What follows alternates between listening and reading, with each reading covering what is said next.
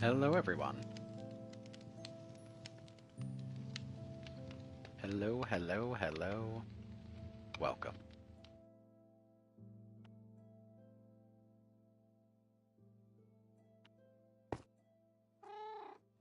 My name is Ratfinkleton. Welcome to an update stream, a world tour to update on all the changes that have been happening in the world in the past, I think, year since I've done one of these. Or, sorry, half a year maybe, 4 months since I've done one of these. So, it's time.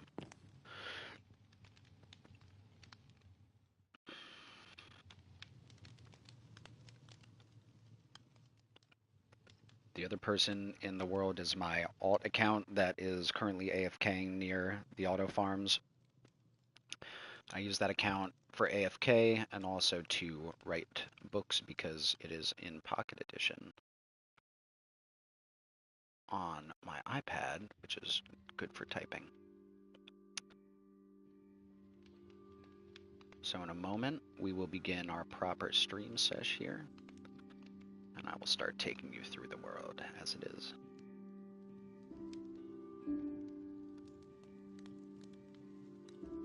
I hope whoever you are, if you're watching this, you're doing well,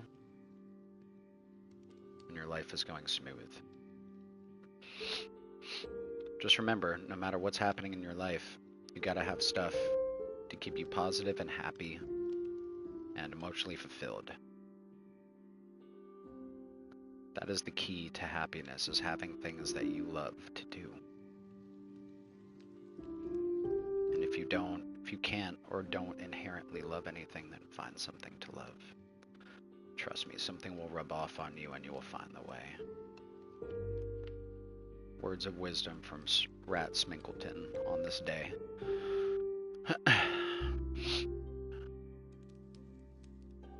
Okay. Sorry about the delay. I'm sluggishly putting stuff in chests on my alt account just to get ready for this. And alright. Just one moment.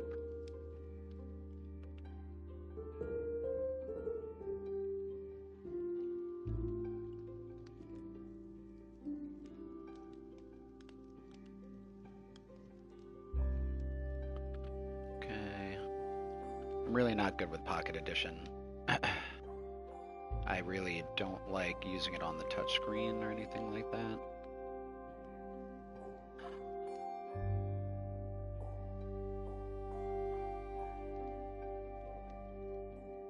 I'm not good at it. I don't enjoy it.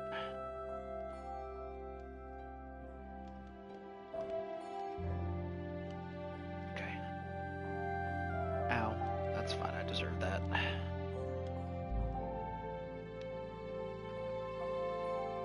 Alrighty. Oh, you know. One more thing. Gosh darn it.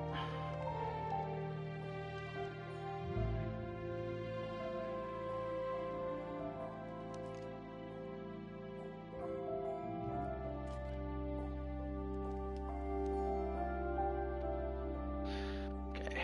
Jeez. Alright,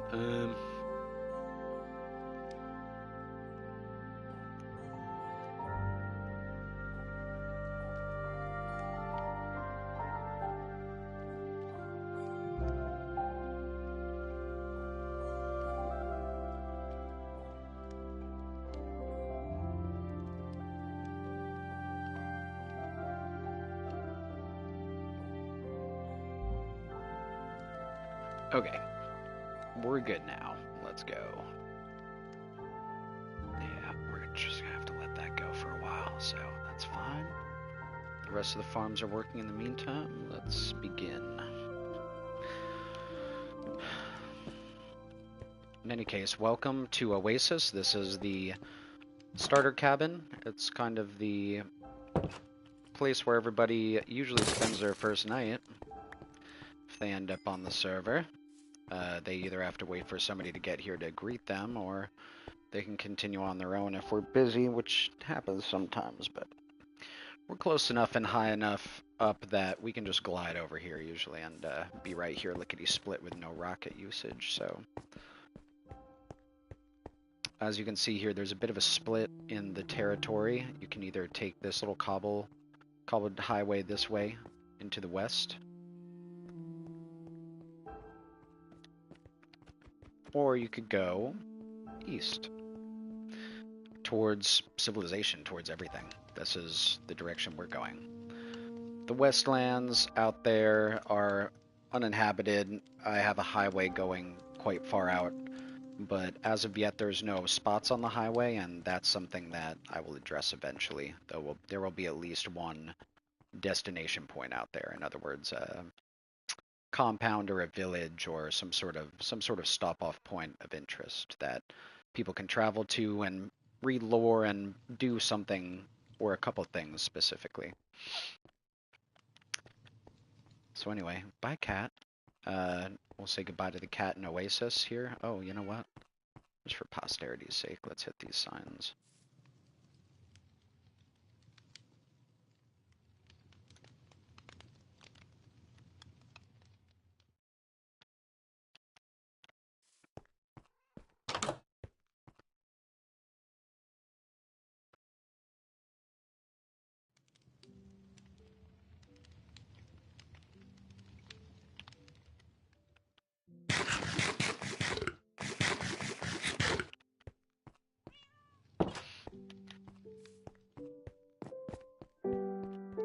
Off into the Badlands.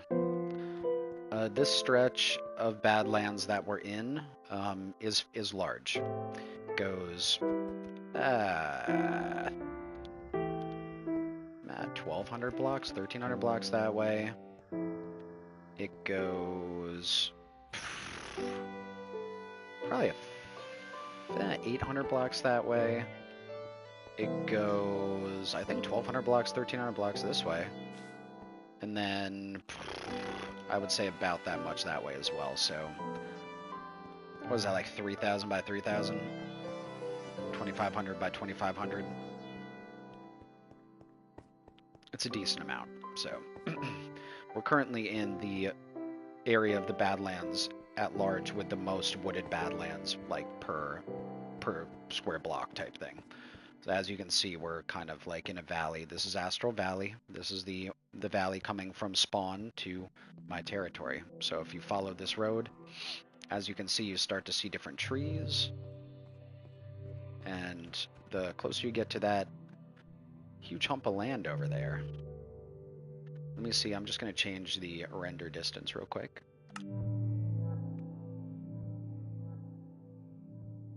So we can get a better view.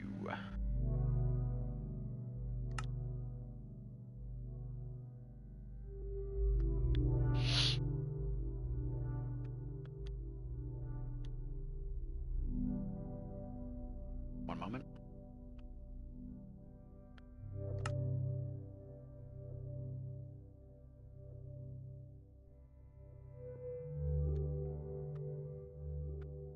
There we go. So we're starting to see the mountain appear before us. Now here's our first stop-off point in Astral Valley. This is going to be Myra's Mines of Moria. Quite an interesting spot over here. We'll take a peek before we continue. Again, a bit of a mining operation that either went on here or continues to go on here. My friend likes colorful terracotta. I love it too. It definitely provides an interesting view. Home of Warden and Obsidian Mine. Be charitable and kind to others. Free. Farm is free use. Just replant. No griefing and have fun. What a goat. Looks like we're still filling in some white terracotta here, I guess, but... Man. The colors are bada boom, you know? Just like, wow. I love it. This is one of my favorites. Beautiful with like dark oak and stuff. I mean, this is gorgeous for like a bathhouse. It'd be crazy. Imagine a bathhouse with that floor and like vaulted ceilings. Jeez.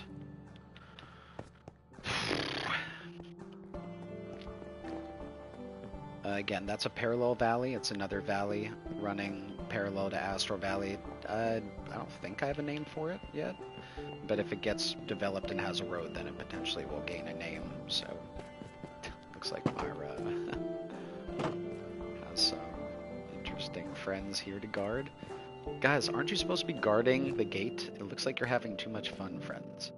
That's awesome, though. I love that.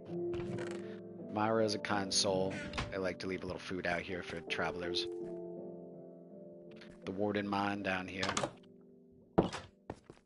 Active ancient city down there.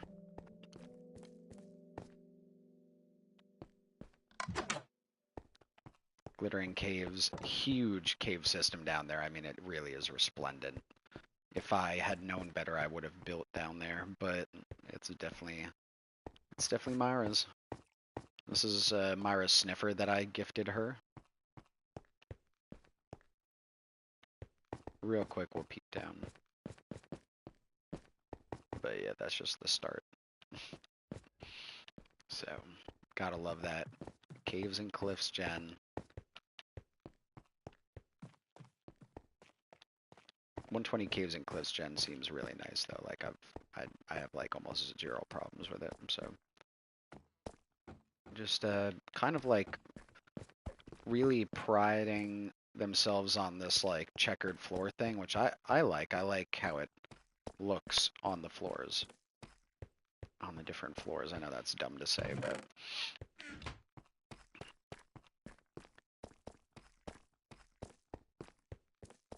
yeah, like this layered area here coming down, like it looks very nice. Cascades down beautifully, so. Okay, looks like we have some froggos.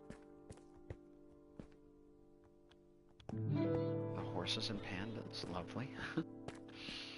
Everybody chilling. You know, it's probably nice and cool in here because of how chill it is. And how it's out of the way and like in a cave with a bunch of water below it. The cool breeze must be coming up from the mines and stuff. I can imagine. What's this? There is a structure up there, but that's kind of Myra's personal quarters and some bigger cobblestone rooms. I'm gonna leave that off of the tour because, yeah, just for posterity's sake. And we have more to see. Let's continue.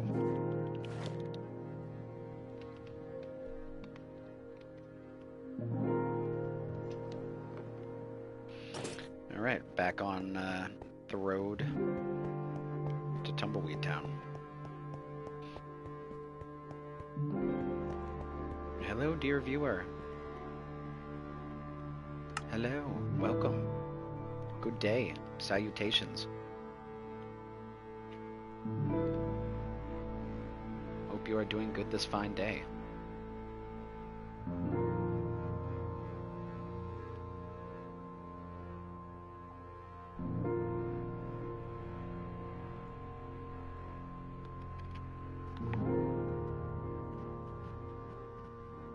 I keep meaning to go back to K2 for the trial chamber snapshots and stuff. Haven't gotten back there yet.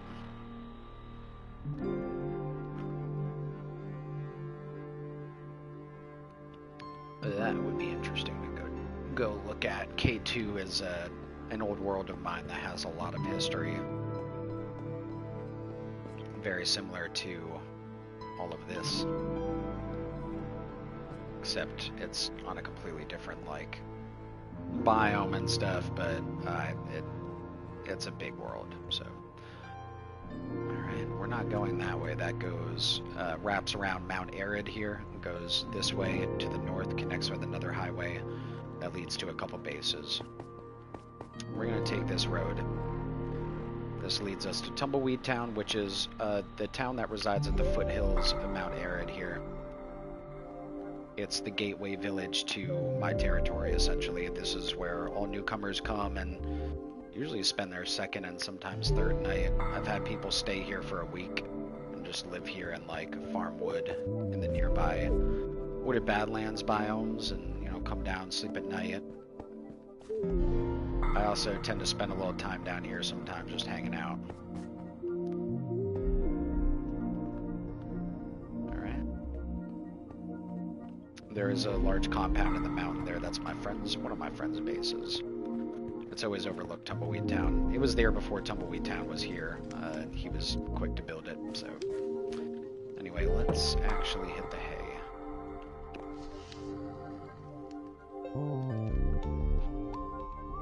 Alright.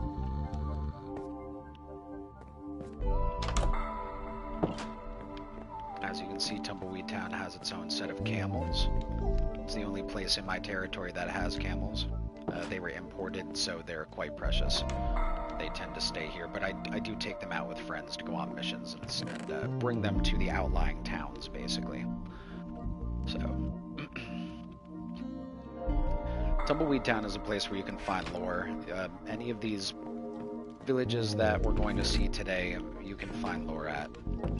And there's usually a little bit of flavor kind of sprinkled around here. This is going to be my mountain, and then over here we'll see the highway that extends into the east, the ocean-bound highway. So again, this will bring us to our shore point, basically our port town that we use to get easy access to the oceans.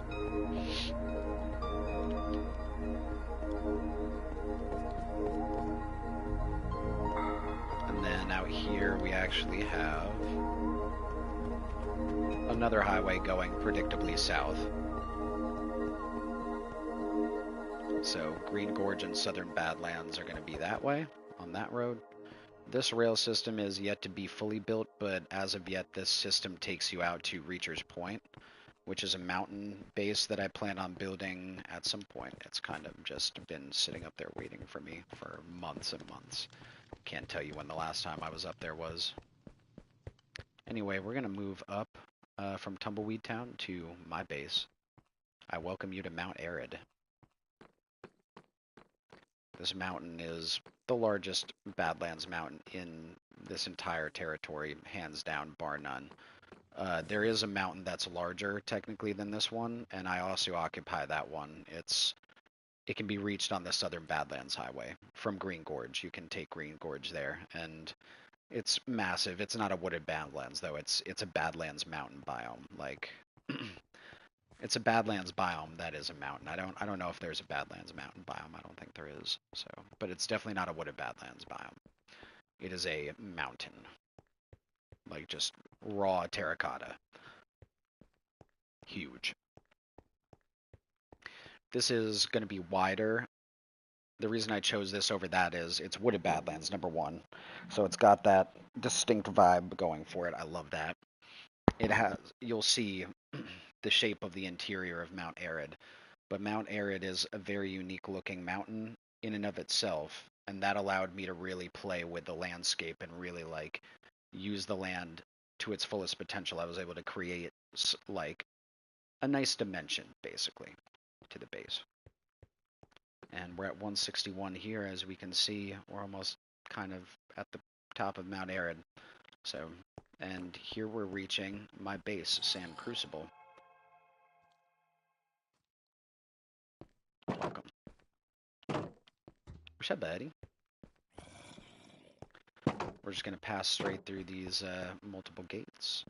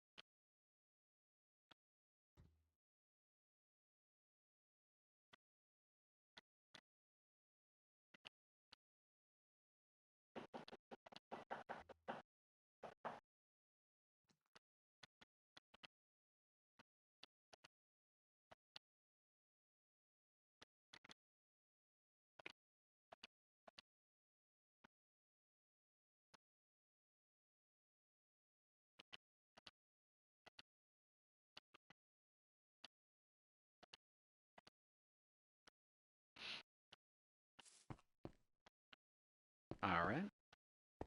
And here we are in Central Sand Crucible, the centerpiece of which is pretty obvious.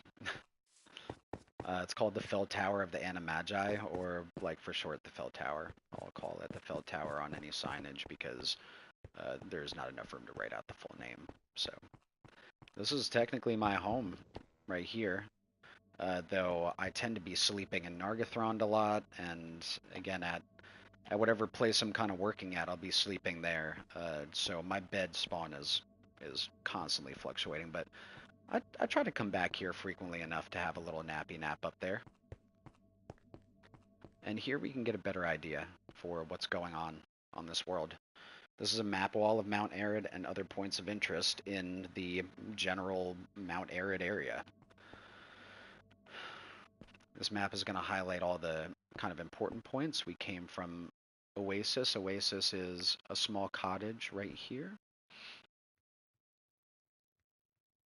And then Western Badlands that way. And then this is the Astral Valley that we wandered through on the way to Tumbleweed Town right here. And then, of course, this is going to be Mount Arid.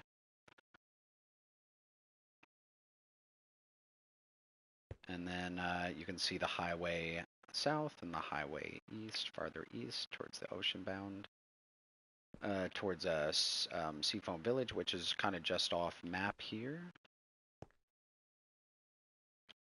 And then you can see that interconnecting highway here going between Astor Valley and the northern, technically what is called the Northern Sand Crucible Highway. The Northern Highway up there. Sorry, it's not Northern Sand Crucible Highway, it's the Northern Highway up there. Highway to the Northern Badlands, which are fairly uninhabited except for, again, a way cabin quite far up towards the edge of my territory. And if you're wondering, this is all my territory, or our territory, I suppose. Some people are allowed to live here, like Rattlesnake, and like Myra, who has their colorful terracotta place right there, looking lovely. But other than that, this is my land. Nobody else is allowed to really build here except by my approval. So, and that's because, as you can see, I spread myself out and do things with the land. So, and here I just have little indicators. North is going to be -Z. So as you can see, north we're traveling in the -Z direction. South +Z. West -X, so our X is counting down. East +X, so our X is counting up. And you can follow that on the map as well, obviously. Tumbleweed Town is that way, and that way is south, and we should be going +Z, which is where we're going. Tumbleweed Town is that way. This helps you, especially new players, kind of navigate themselves and like orient themselves when they first get here so they can figure out exactly where they are, where they came from, and where they're going, and have that sense of kind of navigation and direction only while you're here. You know, unless you want to like actually keep track of how coordinates work like that. Anyway, this is a beautiful little platform. I enhanced it slightly, but this is how the land was when I got here. So there is a cave down there. It's lovely. It connects with all the other caves underneath Mount Arid. And there's a fly-out spot right here. If you take off here, you can skillfully go down here and exit through the mountain. It's just kind of a little oddity.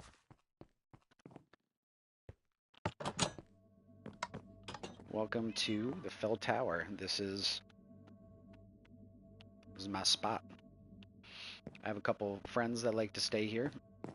My mate, Gibraltar Lord Thaddeus II, and Lin Wusan, the goats, and then a couple cats who don't have names. But these are the goats right here. Don't ask how I got them. It wasn't exactly above board, let's say. So.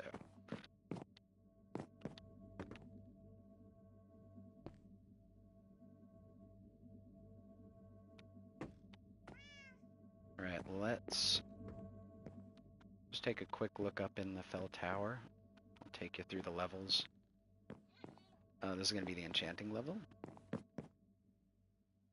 So the concept of this tower is that it's a grand library, so it's a place where you can live and study and also do other stuff. It's got floors for smelting and for for banner making and for, generally it's supposed to be like an all-purpose place where you can spend your time if you want. So this is a lore room, so it's constantly evolving, but there are written books in some of these bookshelves if you ever want to come up here and take a little read and have a siesta and like kind of read about a couple characters in the lore and like maybe some isolated anecdotal stories that kind of give you flavor on the world. So this is going to be the forge area. It's got some nice roof access.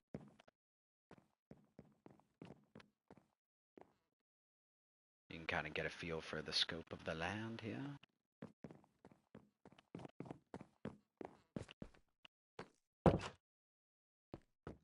I don't do much smithing here. There is a smithery, a dedicated smithery down below us in Sand Crucible that I tend to use because it's got a bunch of lava in it. But if you ever need it, you could always be smelting here and do a variety of other things that you might need to do. This tower needs work. I know personally I built it and kind of just, as soon as I fully built it, I left it and didn't do much interior work. So this is one of those things that I need to probably put on the suggestion board downstairs and really get back into eventually.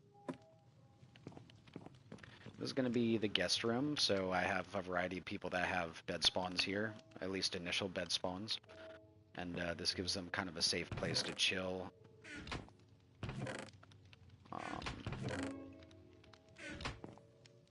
Leave some of their stuff if they need.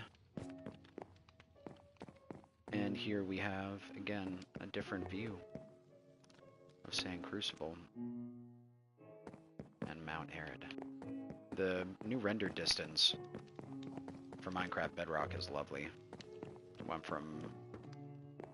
I don't know what they actually exactly put it to, because I thought it always was 16, but apparently they increased the effective, like, amount of chunks loaded on that 16 or whatever, I guess, because I definitely have a larger field of vision. You weren't able to see the tower before on max render, so...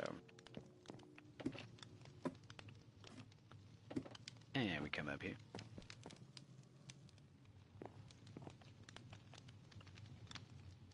This is my little bedroom here at the top of the Fell Tower. This is my personal quarters, of course. I tend to set my bed spawn here as much as humanly possible. It's not always the place I end up when I die, let's just say. To be fair, getting down here without elytra is quite inconvenient, so spawning back here, I don't know if it'd be like the best idea, like in general, but it's besides the fact it's a very nice place to just be, so. I like vibing out here with friends every once in a while.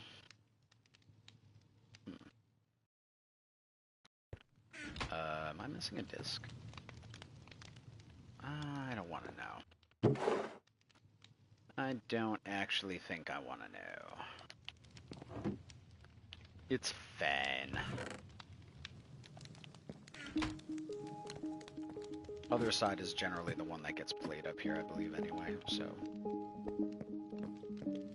And so, the Fell Tower also has like a lighthouse at the top, a little lighthouse bit. It does look nice, like when you're flying in at night, it gives the top a glow quality. It's very nice.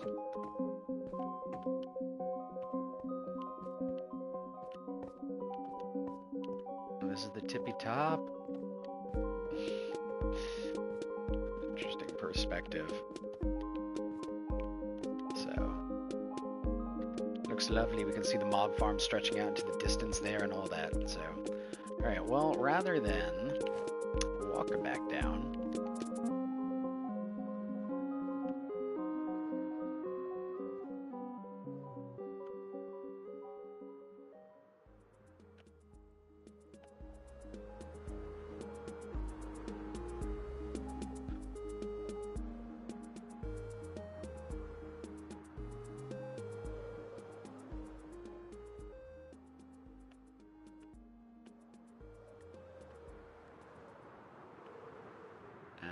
as we can see, we're so far away from that up there that the music has faded.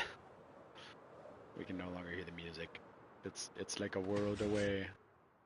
So, alright, and here we are at the bottom of the fell tower now again. So let's take a little bit of a hop skip down. Alright, that's that, done and dusted. There are some farms over there. I generally am over there farming potatoes or wheat. I believe there's some pumpkins over there, and maybe some melons in the cave here. But that's as much as I need, especially with Fortune 3. I go there and get so many potatoes. Can't remember the last time I was actually over there farming potatoes, but I definitely need some food, I believe, so. Most of this area over here is work in progress. There's a blank area over there I need to cover with something.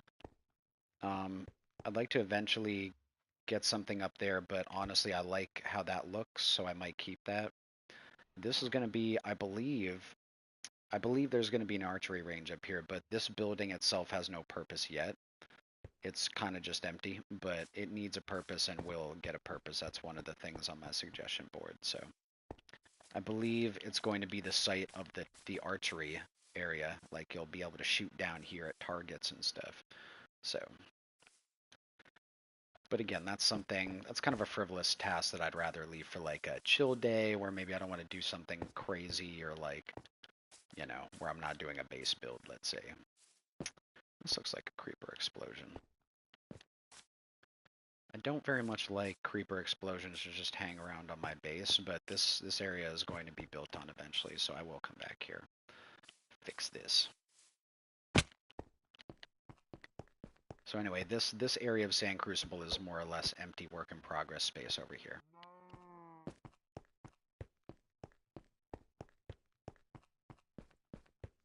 As you can see, there is a gentleman over there.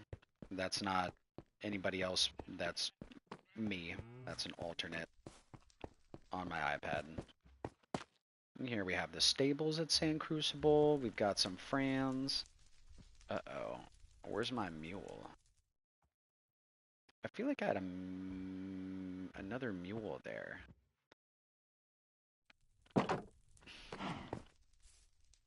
No, that's Burrito. Okay. Maybe I didn't. Alright. As long as they're all good. And then, these friends here. Oh goodness. Oh, hello. Where did you come from, buddy? You're not supposed to be in there, friend. Come over here. Fight like a man.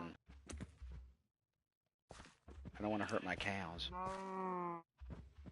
These guys were all imported. The sheep and cows don't spawn here on the Badlands. They're imported. They were imported at great length and with much effort. Oh man. Got him. Alright, cool. He's done for. Alright, so this is unlabeled right here, but this is going to be the back entrance essentially to the auto house. My friend is in there AFKing for me, my alternate character.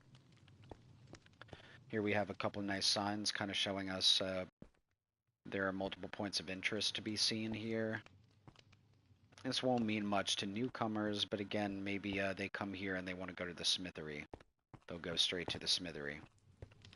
Rustic Ridge probably doesn't mean anything to them or anybody else but me, but once you come to Sand Crucible and figure out what Rustic Ridge is, you'll want to know where it is. So, and from here we can see the general mob farm floating in the distance.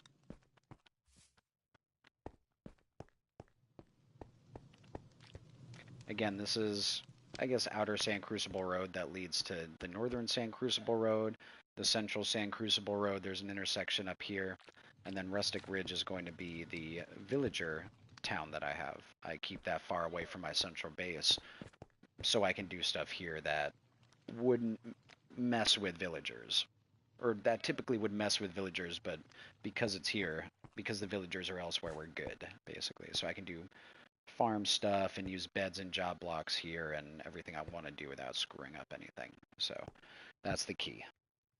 I've done that before where you have villagers in your base, but it's always like it's just so much effort not like figuring out what job blocks like they're using and stuff, and then I'd have to go like mine up everything, like that's ridiculous. So, but anyway, here we are. This is gonna be Central Sand Crucible, my base. Inner Sand Crucible Road that leads to Rustic Ridge. This is gonna be my enchanting area where I come to do some enchanting. A lot of times I'll be doing enchanting work. I feel like people took stuff out of there. Yeah, definitely took some stuff out of there. Like some lapis. Whatever. Can't blame them. That's the thing is, these guys be running around. They don't understand that these chests are all mine and they're all like staged here, basically, to look cool. Because then I can remember what I put in them. So, we won't go up here on the tour. This is the Sky Temple, and the bridge leading over to this area of land is leading over to an area of land where I'd like to have another building. But again, that is a project for another time. And I do need to work on the Sky Temple a little bit, just the interior and improving the flavor and kind of like the context of like why it's called the temple up there. And then we do have the brewing bungalow up here.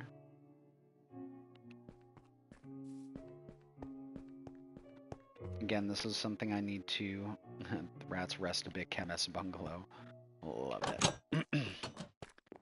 The interior is fine, but it needs the brewing stuff that I promise people in the advertising. And then it's got a little like kind of crafters section over here, and then a view down into the deep, but I'll bring you down there very soon. We're just dancing around it at this point.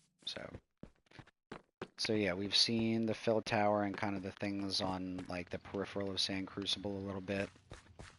So I think it's time to delve down a little bit more into the inner workings of Sand Crucible, because this is just the outer facade. What really goes on in Sand Crucible is inside this door. Now, we'll be going down there, but this is just the auto house here, so you can stand in there and kind of look in and see what's going on. My man's is guarding this place 24/7. The auto house is comprised of a few farms. Only 2 of them are here. There's a couple more downstairs. Once you go down the stairs, the auto house is technically like a 2-level area, this being the first level. This is going to be my fully automatic and basically fire and forget sugarcane farm. It's not high yield. It's quite plodding.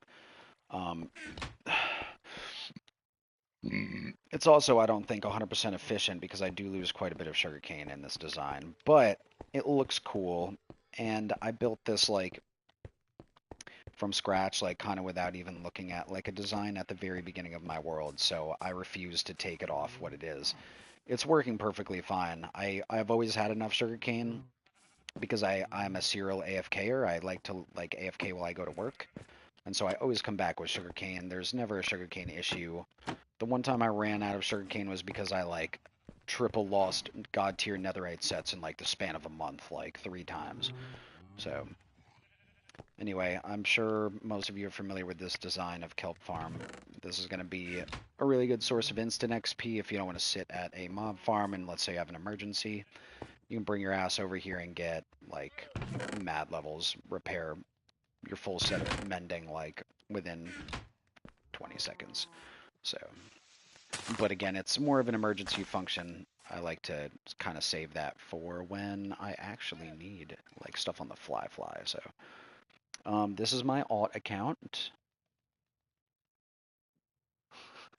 Where am I? Hello. This is my alt account. You can see it looks a little older than me. That's because alt in German means old. Little play on words. Little play on words. Wait, how do I toss these? There we go. I'll take those. All right, my mans. Thank you for you AFKing and stuff. Appreciate it. Cheers. So he's in here. I'm actually gonna flip this, see how this works with both of us in here. Okay. Again, we're gonna leave this running, and we will see how that goes. Basically, I'll leave him with that for a little bit. I'm gonna actually. Mans is going to go inspect that while we're down in Nargothrond. Just to make sure everything is running smoothly and the kelp isn't breaking on me. Alright, let's move down into Nargothrond, shall we? So this is going to be another part of the auto house. It is a fairly high yield bamboo farm. This thing goes cha-ching for me. Like, lots of bamboo, lots of free wood. Lots of emeralds. It's a really good time just having it around and constantly having way too much wood and, you know, potentially a lot of emeralds too. So anyway, I'm glad to introduce you to my favorite place, honestly, in the base. This is where I hang out. This is where I do everything. This is going to be Nargothrond. It's named after a spot in the Silmarillion that's a famous cave that was essentially a home of the dwarves for quite some time in the Second Era in Beleriand. And I named it Nargothrond because of the size, the beauty, and yeah, just the scale of it. So, and I chose to make this my storage area, my home, kind of where I spend most of my time. So, this man actually just got added yesterday. He wandered down and I decided to trap him. This is Garth the Watchman. I found a way. So you see how he's not attacking me? That's because of these iron fences. Something with the size of their hitbox, they make it so that he can't see us, even if we're right on top of him. You know, you can smack him dead right here. So I'm going to make sure people understand that it's like this just so you can kind of say hi to him and stuff. You know, don't touch Garth the Watchman. He is here to protect us. So, but welcome to the Sand Crucible Storage Campus here at Sand Crucible, located on Mount Arid in the Badlands. This is my home. It's a pretty large area. As you can see, there are buildings inside the cave. These buildings are towers, all of them, so they extend from top to bottom, making an efficient use of the space in this cave. Each of them kind of has their own distinct purpose, but the Tower of the Whistling Crane here... Oh boy. Ah. Goodness gracious. Shouldn't leave that open, should we? We'll get to that later. The Tower of the Whistling Crane is storage. And then... And this is going to be storage here as well. This is the Winter Tower.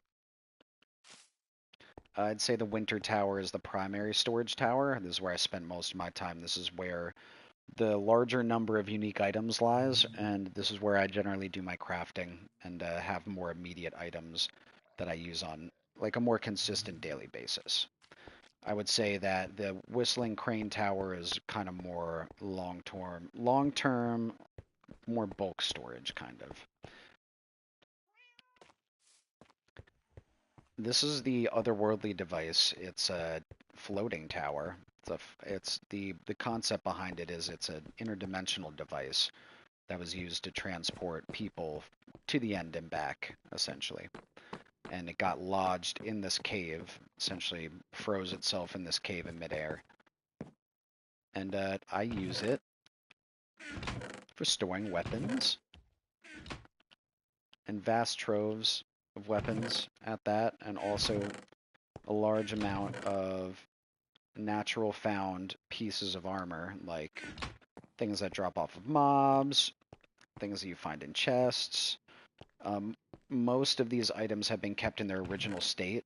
I find that it's fascinating to kind of look at the patterns of mob drops when you're in here because you can essentially get an average catalog of mob drops, and you can obviously look at these iron shovels and be like, these were crafted, or they were drops that were forged together. But then there are other drops that perhaps came from the nether, like Unbreaking One iron swords, or that dropped from pillagers, like let's say these iron axes during raids, or that you got from, you know, broken nether portals in the overworld or the nether, like these golden axes, full durability, enchanted golden stuff. You know, that probably came from a Vindicator, but you never know. And this is the kind of context you would never get if all of these were blended together. Most of these are going to be mob drops from a mob farm, but also a lot of them are from fishing.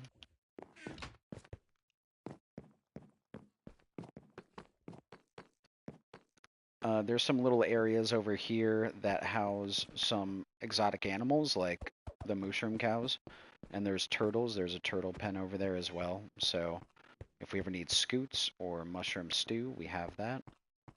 This area to the left was built by my friend Brooke. She insisted on it because it snows here, which is partially why I called this the Winter Tower right next to it.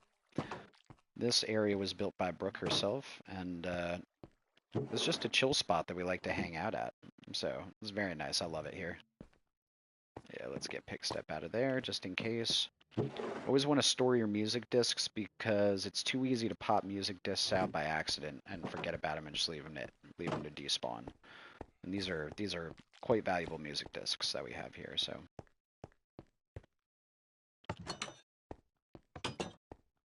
the Winter Tower. Again, this is going to be my primary storage area. This is where I have a vast trove of items, all sourced from the Badlands and surrounding territories, though much of this has come from far-off lands. Got some stuff, got more stuff. I mean, if you look around, there's stuff everywhere, so. Absolutely chock full. These are coming from the iron farm, which we're going to need to go visit, and I will bring beds. We'll go do that, because that is essential stuff, actually.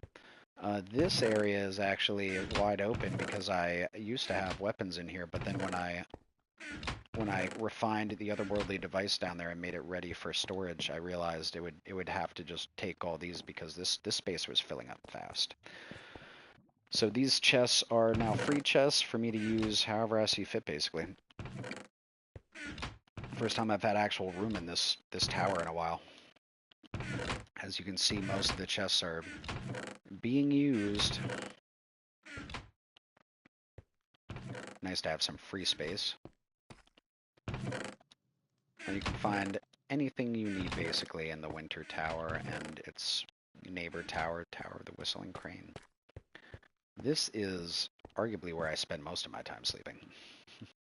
In this orange bed. I find that it has like a decent view of Nargothrond and nice breeze, and I love the color orange.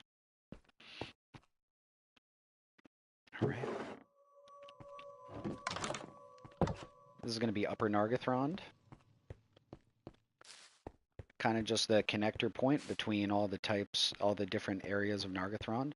You can reach like kind of central, lower central Nargothrond down that way, Winter Tower down that way.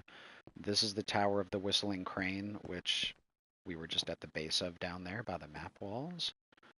And the Tower of the Whistling Crane is the tower that leads you out into Sand Crucible, so that's going to be the exit from Nargothrond. And then this is the Descent Spire.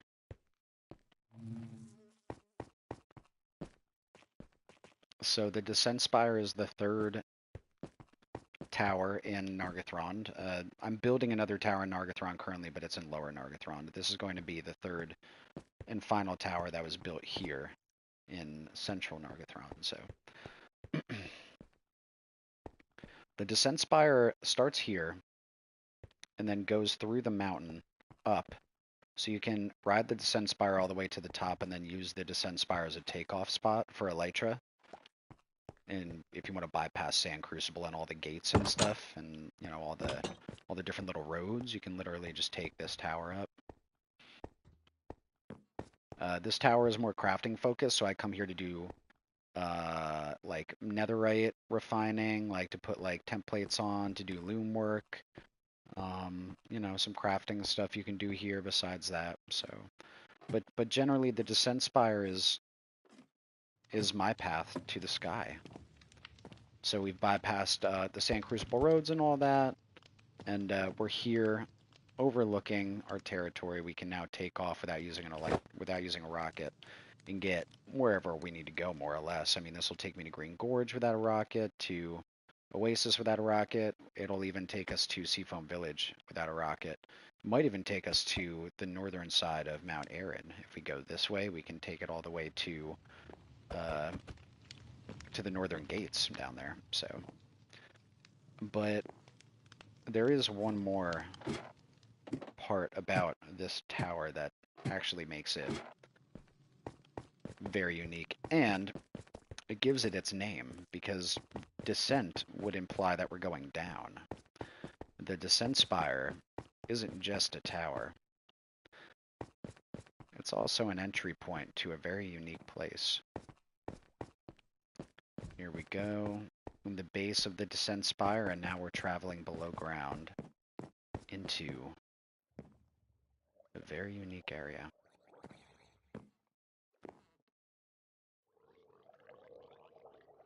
That's right.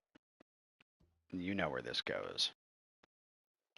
But for the uninitiated, I will most certainly clue you in on to where this goes.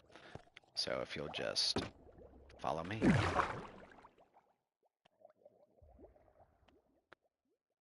We're leaving Sand Crucible far above us. The alternate account, watching the kelp melt away into the chests, far behind. And we're almost there. Just a little bit of ways to go. And as you can see, we are hitting ancient city territory. Here we are.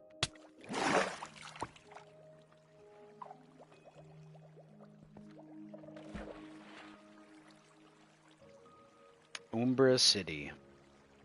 This is an ancient city that is, as you can see, lies directly beneath my base.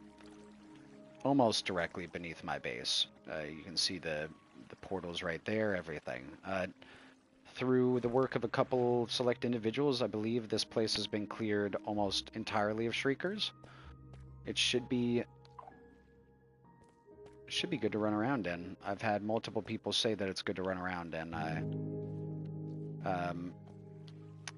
I personally have been a bit busy to come down and actually physically check this space to see if it is Shrieker free. I don't know if it's actually true.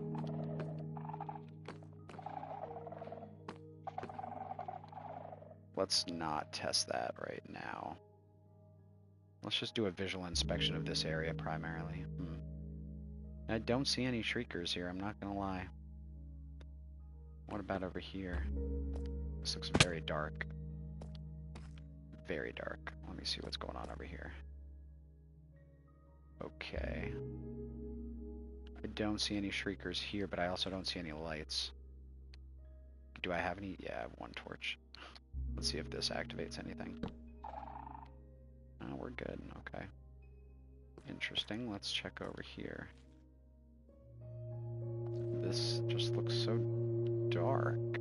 Like, I appreciate that we got the Shriekers gone, but like the lighting situation needed to get better too. Like, this is rough over here.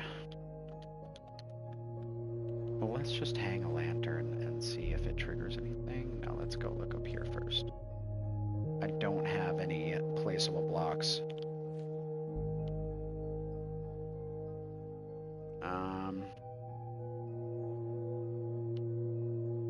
I don't see any Shriekers. Let's see what happens when I go to place a block.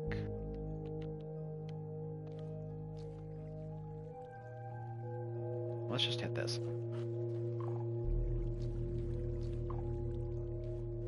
I think I hear mobs. Are those diamonds? This place. Are those diamantes? I'll take those. I mean, if they saw them and didn't take them, kudos to my friends. Literally goated. Alright. I'm running around, I mean, I don't hear a darn thing.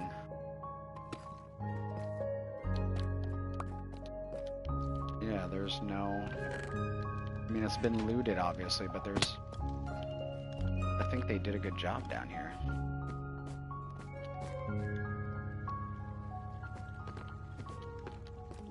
I'm not reading any shrieker activity.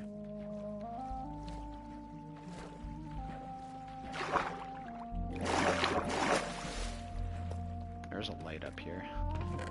Oh, wow, okay, I'll take those. Thank you very much. Leftovers from when I looted this place. Alright, let's get out of here. I think you understand what's going on here, more or less. Okay, we're not getting any shriekers, yeah. Alright. Cool. I mean, that's good. I don't see any shriekers over here.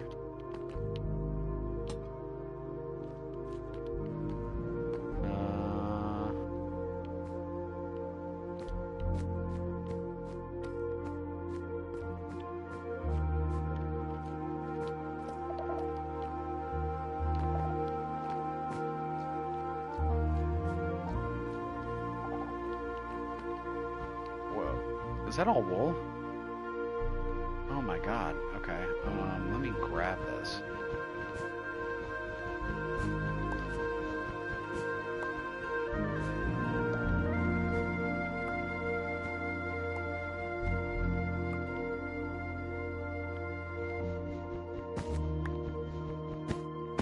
Oh. Okay, that didn't feel fantastic, but I fully understand. Oh.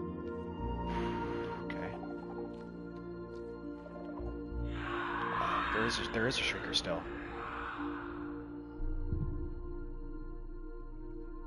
Okay. We got to eliminate it. On stream. Okay. Good thing I have wool.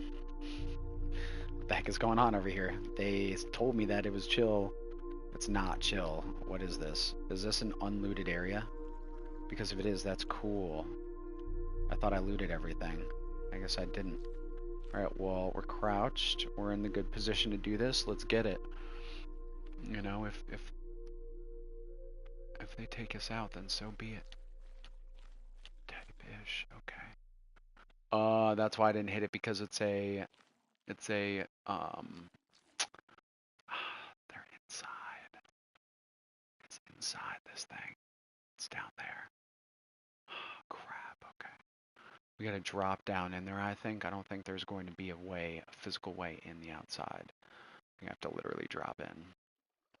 Let's try placing. Alright, let's try dropping. Cool, cool, there he is, Scumbag, absolute scum. Douchebag, absolute douche. Let's just mine him.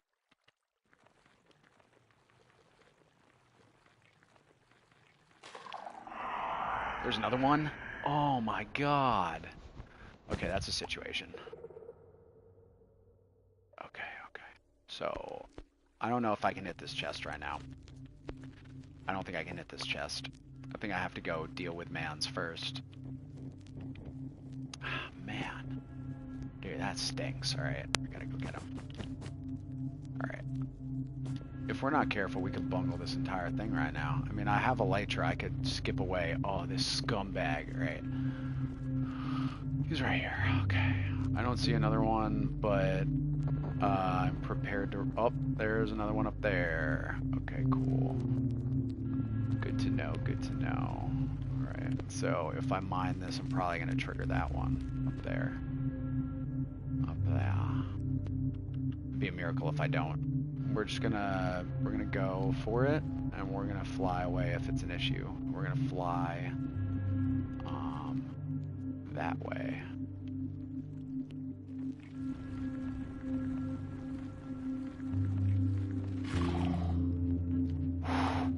Oh my my god. Okay, jeez, dude.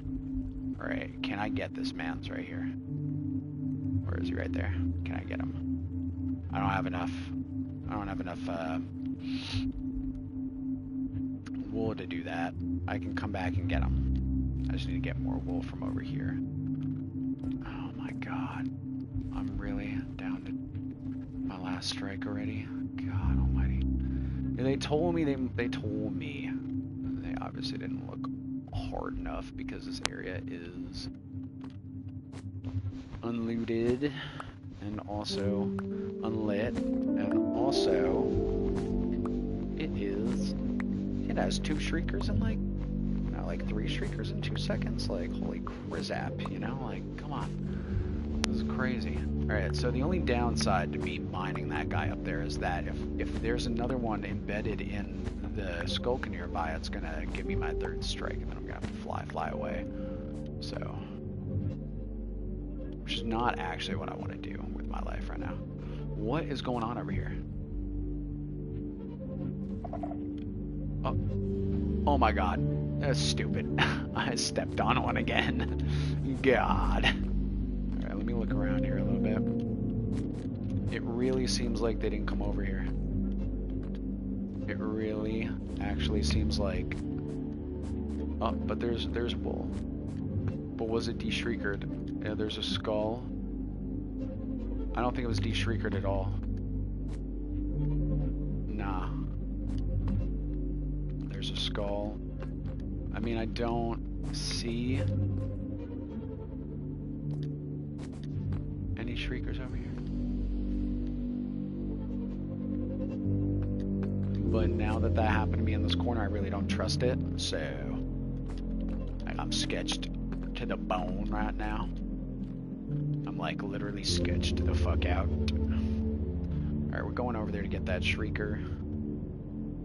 But let's wait just a little bit. Alright, how's Mans doing over here? Mans, okay.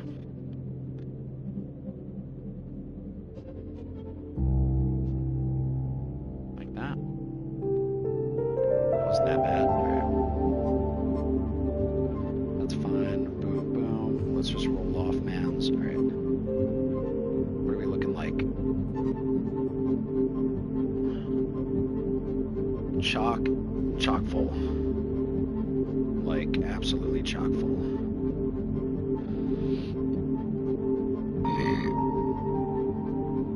I need to... Oh my god. It's getting bad over here. I'm gonna need some...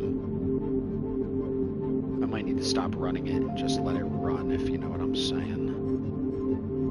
It needs to run a bunch of kelp through it now. It doesn't need to be, like, processing the kelp. It needs to be making me that kind of cool. Okay. Yeah, that's cool. So we'll just go up here. Come on. Okay. My alt account is situated. I'm gonna give it a couple minutes before I actually continue with this, because I believe that my first strike is about to wear off. And once that does, I have no fear for this shrieker.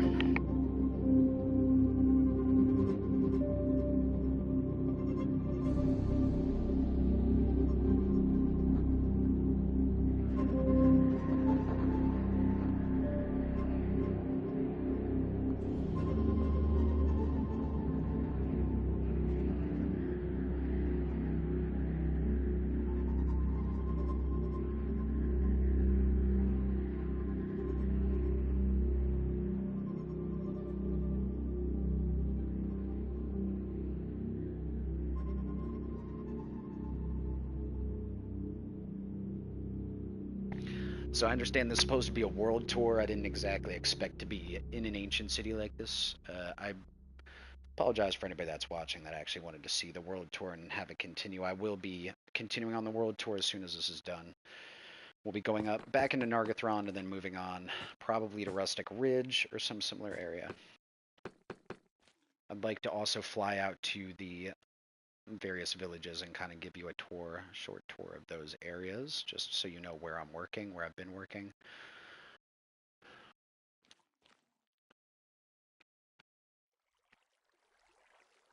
and all that jazz. But first, we have a Shrieker to destroy, and I think that's him right up there, so let's just pillar up here.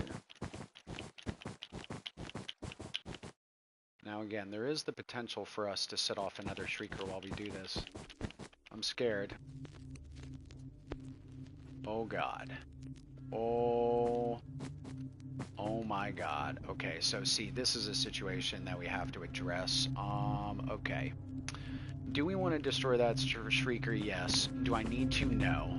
I don't. I could probably build the entirety of Umbra City without setting these guys off. But it might be smart of me to get rid of him. Spawnable area over there. Wow. Okay, so here's what we're going to do. I don't know if I'm actually going to be able to prevent these guys from... Right. Like that. And then we'll build like this. Alright, that's the most that I can do right now. Oh, it's going to set him off. Okay. Oh, crap. Okay. Alright, I really should have more wool than this right now. God almighty. I kind of want to just place it right there, right? Yeah. And then hop. And then break. Come on. Oh, how did it not set those guys off? How did that not transfer to those guys?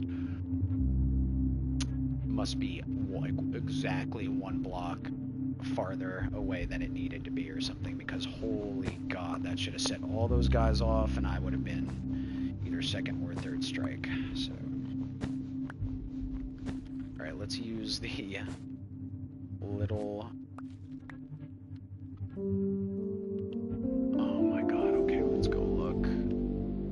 Alright, it just looks like a ton of sensors in one Shrieker, but if we look farther on, whoa, we have a sensor line that might lie to us and send another Shrieker signal out. No, I'm not seeing any more. Okay. That actually almost looks like spawnable area. I only see one more Shrieker in like the distance that we need to worry about. Is there a Shrieker up? No. There might be a Shrieker embedded. We'll figure that out, I guess. We're gonna go mine this sucker. Alright, that's regular DB. Yeah. It's regular EP slate. Is that a Shrieker in there? I don't see Shriekers above us.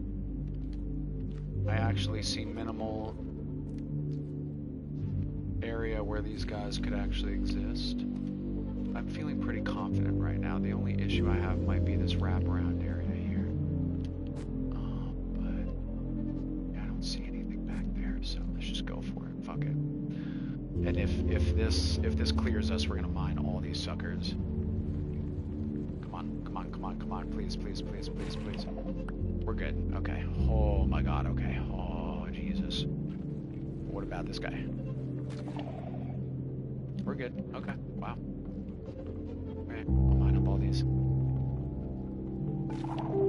Yeah, I think we're good. Yeah. So we don't need to, but we're just gonna try to mine up these guys here. Alright, hopefully we don't set one off. Alright, we seem alright. You know, these catalysts are fairly hard to come by. Not super hard. You don't need too many of them unless you're doing something really specific, I feel like. But and these sensors are nice to have, like somebody will want them. Okay. Every once in a while you get that soul sound and it's just like, damn, did I just... That one. Where you're just like, man, did I just set off a friggin' Shrieker? But nah. We're vibing. And I think we might be losing our second strike as well, so... Okay, that was interesting. So now we should be able to very safely go into this structure down here. And retrieve what isn't I mean, there's probably nothing in this chest. I don't think these icebox chests actually have anything of value. I think you find packed ice, like food, like meat, I'm pretty sure. And like, I'm not even sure what else, but like, do I care? I don't think I've ever found anything good in there. Maybe a book, you know, we'll see what we get. Can I run around here? Oh God. What are those again? No blocks? I don't have shears. I'm at a disadvantage here. Whoa. That's lovely. Okay, I'll take those, thank you. Yep, I'll take that. Let's just mine down into this bit. Ow, that hurt. Okay, let's open it. Golden carrots. Nice. I take that back. I'll take those in suspicious stew. Okay, I forgot these could be drops down here. Awesome. I will leave you in exchange some schmatten flesh. And you know what? No, snowballs are actually uncommon on Sand Crucible. So you know what? I'll keep that, thank you. And I will leave this light down here because I think it's like a little novel thing about this space. So I will leave it out of respect. Let's blow through this spot. Alright, we litty. So I'm also curious about this spot then, because if they didn't clear that spot, and there are shriekers here, did I loot this area? Who knows? I guess we'll find out if there's a shrieker here. I didn't loot this spot, and it's got an enchanted gapple. Swift Sneak 2. What? Okay, cool. Well, I feel like a doofus now. Alright. Here's what we're gonna do. The spot is shrieker free, it looks like. I'm gonna go ahead and just toss a couple nifty items we got down here, and yeah. Nothing crazy. I will take care of this stuff and part it out into my storage area like I do everything else when I get back up. That enchanted gapple's nice. I'm glad nobody's, I mean, everybody's listening to me and not looted down here. I was basically like, don't loot my ancient city. Like, don't do that. And they were like, okay. So this is obvious proof that we're good, and I can trust friends. I knew the people I sent down here could be trusted, so that was never technically an issue, but hey, never know. Alright, what do we do? Do we run? Like, what do we... I can't run through here. Like, there is chances that it's not cleared yet and stuff, so... Let's just run kind of through here with Swift Sneak. Alright, this seems fine here. I don't see any shriekers. We're good. That's a skull. That's a good find. Didn't realize there was still a skull down here. That's nice. Alright, what's this? Oh man, we gotta be careful here. Okay, we're good. We got water. Are there signs that I've been in here? I don't think so. Let's go look. Oh. Okay, never mind. Let's go look like that. Let's look like that. Okay, let's go like this. Huh. Okay. Oh, there's evidence that I've been here for sure. Oh, okay, we're good.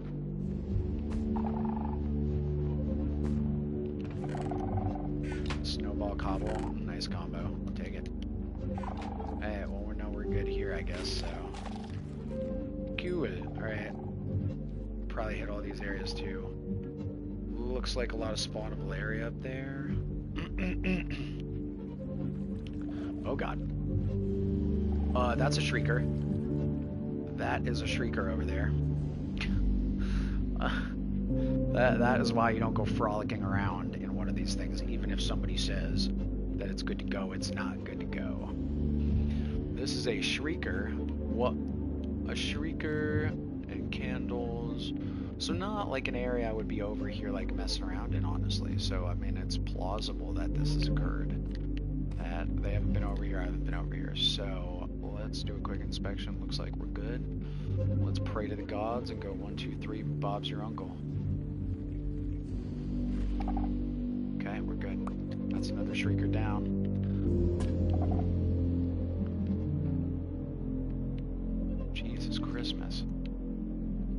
Is this thing good? What is this?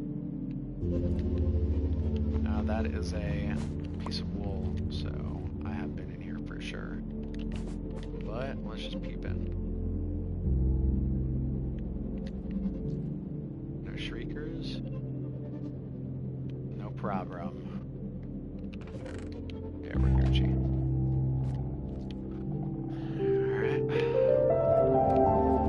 Alright, I think we should start heading out. I mean, let's be careful, because as we've seen, it may not be fully cleared here. Oh my god. Let's just run. I don't see any shriekers. I think we're good.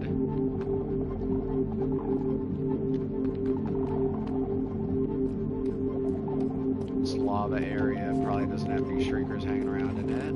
It's got some nice sensors still. So, I feel like there are shriekers up there, though. That was kind of the original entrance into here. So, I'm not really sure if it's safe up here or not. My instincts say it's not. Let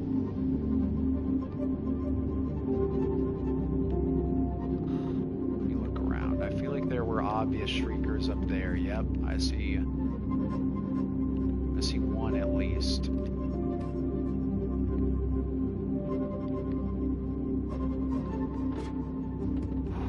See what happens. Okay. We're sneaking, so we're good. Is that what this is? Okay, whatever. Alright. I don't actually know if this has been looted or not just because of that shrieker up there. Like, for real, for real. I don't see any other shriekers in the vicinity. This might be one of the last remaining shriekers in this place. So, I'm gonna go get it.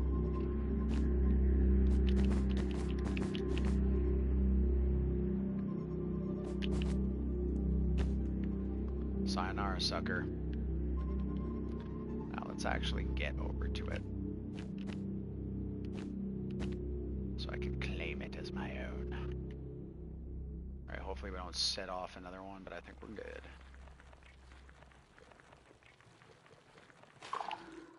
Yeah, we're good. Nice. Shrieker acquired. Cool.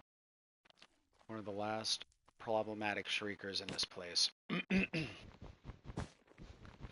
Now, in order to leave, we are going to get back down. Where does this even lead? Like this way out. I feel like it's such an old way. I don't even know how the heck to get there. I'm not going to lie to you. Like from Mount Arid, I don't know. From Sand Crucible, I have no idea where that tunnel goes. It could potentially be blocked off as of a long time ago. I'm not 100% on that. But okay. I don't see shriekers in there, so I think we're good to open this thing. Yep. Oh, it's kind of been looted. Okay, so that happened. I guess possibly I did that, like... Oh, look at that guy up there, huh? Okay, so there are going to be some up higher that are going to be problematic, probably. I don't see any down there. Let's start headed home. I'm going to drop. It's going to be fun. Ouch. We're running. I'm not getting any shrikies. There's a guy up there. He's up there. You know, he's problematic, technically. He is an issue. Let's try to solve that issue. We're on the way back. I mean, at this point, we're very close to being, I believe, all the way around this thing, so it should be a matter of us just connecting with our area. As long as there's one. Yep. One. Oh, one. Cool. Easy peasy. Easy breezy, beautiful cover girl. Alright, let's take this back down. Yeah, we're good.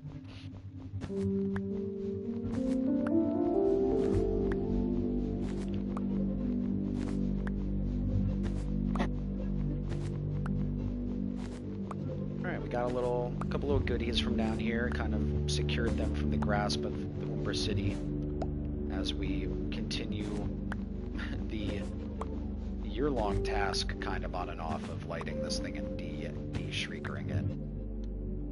It really has been a long work in progress, but it's been very rewarding, kind of just chipping away at it and realizing that it's possible. So, okay, at one of these points over here, there is a skeleton farm that is yet to be utilized. Yep, right here. This has been here since the dawn of time. I discovered this ages ago.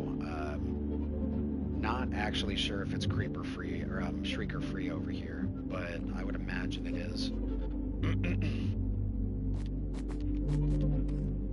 Whoa. Okay. I don't see any shriekers. So, right, our exit point. Yeah, we gotta get out of here. You know, it's like we've been out here for ages. This is bonkers by this point. We gotta dip. Okay, let's be careful around here. Lots of sensies. Not really sure if it's being fully cleared here. So we're just gonna watch ourselves. What is that? Okay, no. Shriekies, what is that? Diamantes? Whoa, lots of oh, the lag. Okay, that was crazy. Alright, we're good. Lots of obby right there. Let's mine straight down. That's fine. Let's just check underneath this for more diamantes. Doesn't look like we have any more, which is fine. That was fine. We got 3 diamond ore blocks. That's like 7 diamonds potentially. That's good. Okay. Ooh, this is suspiciously poorly lit. What's going on here? I don't see anything obviously bad going on here. Let's drop a torchy. We're good, yeah. Okay. We're good. Well, let's we're still gunning for that exit. Not really sure where it is. It's gonna be right over here, I'm pretty sure.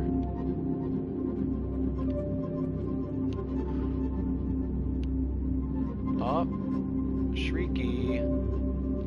Interesting. That is like kind of a sneaky spot to have one, huh? Now, if there's some stuff on top of these pillars, we might trigger them. So let's see what happens. We're good. Okay. Another shrieker down. Another shrieker down. You can't get me, shriekers. You can't get me.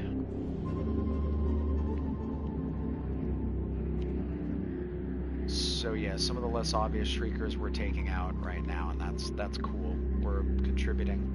Can't just ask people to do work for us. We gotta be out here in the cut doing the work, showing them that we can do it, showing them that it's possible. Okay. I need a vantage point.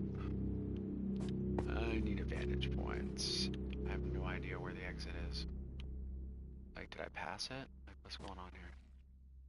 I don't even know where I am in this damn city now, to be honest. I feel like the exit is over here. So I'm going to head this way. Did I fully loot this central area? Probably did. I'm going to bet.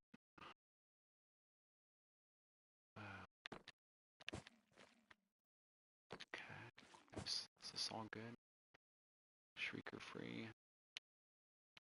Looking fine for now.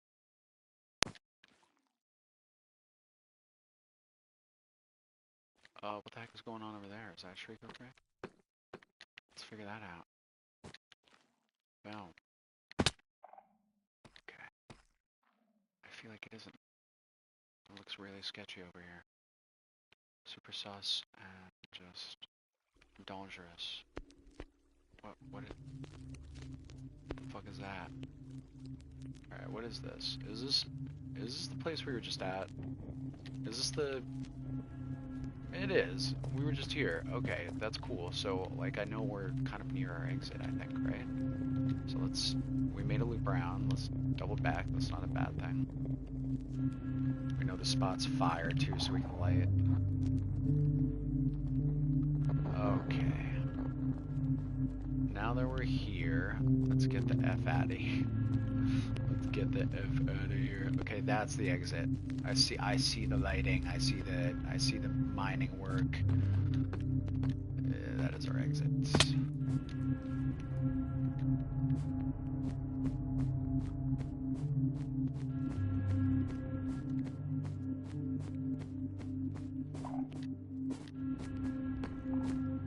Putting a lot of faith in them right now. Just running. In this area, I'm fairly convinced is free of shriekers.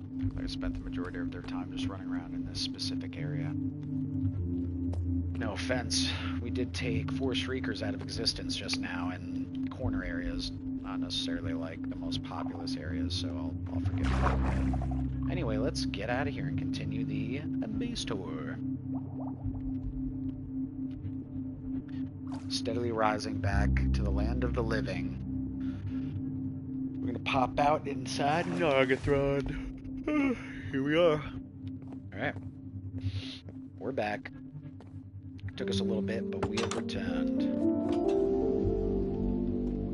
This is kind of one side of the descent spire you can come out of. It's just into the cave, the Natty Cave itself. Let's go back to Sand Crucible.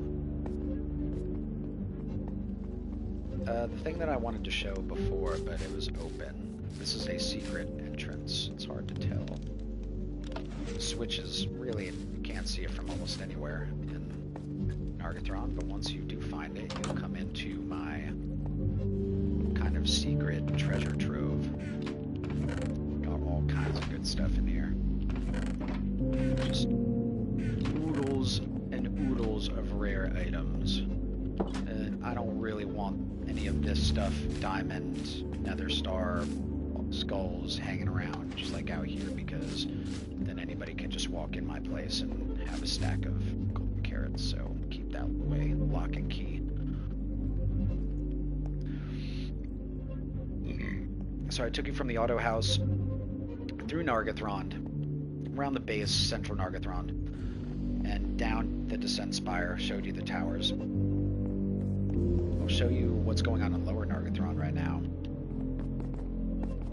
Lower Nargothrond is down there. As you can see, there's scaffolding and some cursory blocks. Lower Nargothrond is exactly how it sounds. It's down low.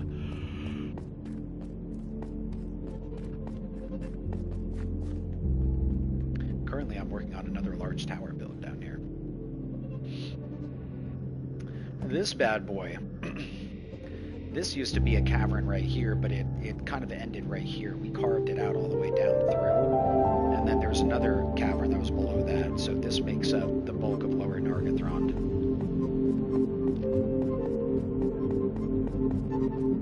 As you can see, the space is fairly large, and like most dripstone areas, it kind of spreads out in and around the inside of Nargothrond, and, well, Mount Arid.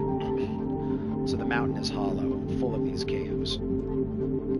Here we have a convenient entrance out for electroflight and stuff into the Tumbleweed Town area. So,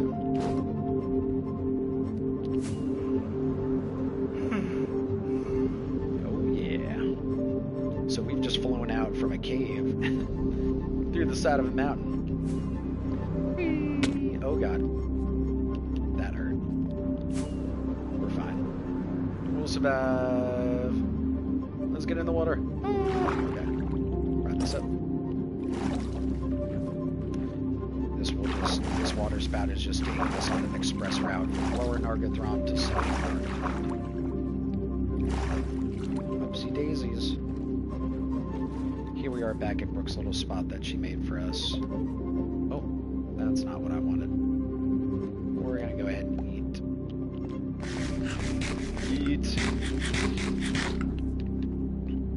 There is lore all over the place. Like I said, Nargothrond is no different.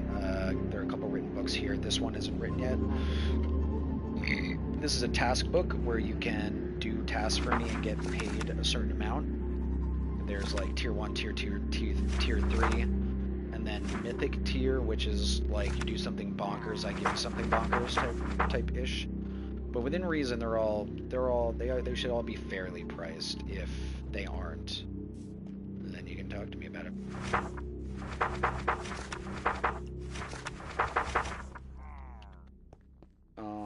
Yeah, and this will eventually just hold a bunch of coordinates of interest, like kind of in the world, not even just Mount Arid or the surrounding territories, more so for areas that aren't in our territory.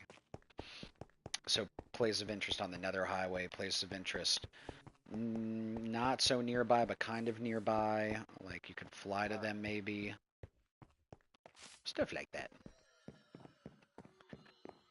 So I'll take you up just a slightly different way through the auto house. We're passing by the AFK cactus farm, small AFK cactus. Nice view down on the otherworldly devices top. And then we're just going to come up on another side of the auto house.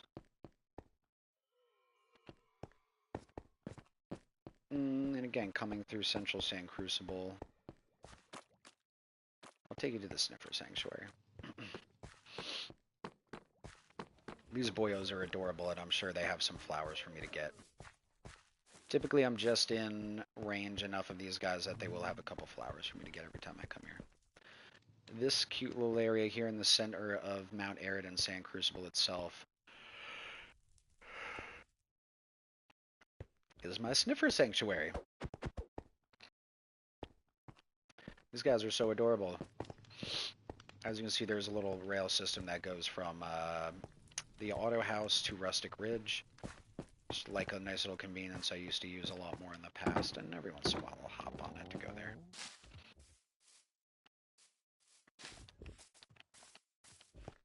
These guys are adorable. Let's see what they got.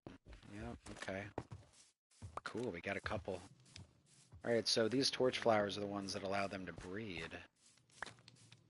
These are fantastic. They also look lovely. So I'm going to go ahead and make them breed and get an egg. We just got to get them, like, together here. Hey, guys. I want you to breed. Can you do that for me?